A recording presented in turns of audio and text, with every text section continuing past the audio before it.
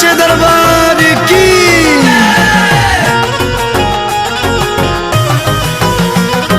जय जय जय जय जय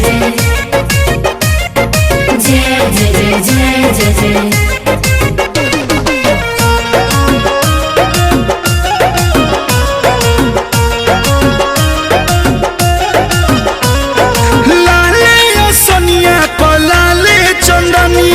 चलो मिली जुली सजावल जाऊ धनिया। जय जय मैया जय जय मैया। रोड ले आई हे जी हर बाबा आई बड़ी भाग्य माई के आवतावे पा। सजाओ रे सखिया पूजा के थारी सजाओ। ले आओ रे सखिया स्वागत में फूल बरसा।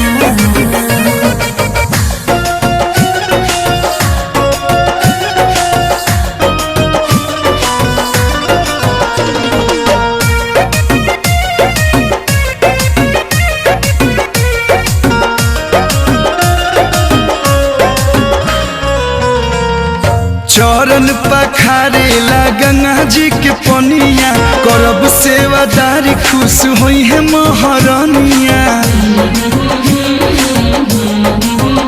कौनो कमी ना स्वागत में होई पिया। चौक थोड़े बरब घिउआ के चौमुख दिया। लाल चुनरी ले आई तहरा समही चढ़ाई और जी करब माई के मथवा झुका। सजाओ रे सखिया पूजा के थारी सजाओ। ले आओ रे सखिया स्वागत में फूल बरसा।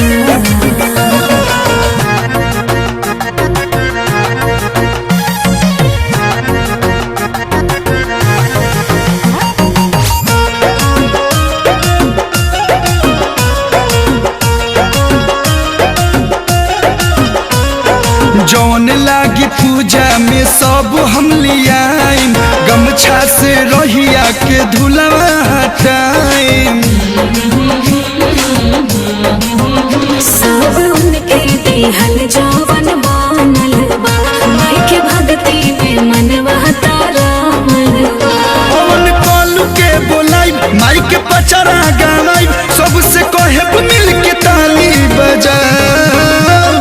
सजाओ रे सखिया पूजा के थाली सजाओ। ले आओ रे सखिया स्वागत में फूल बरसा। जय माता दी।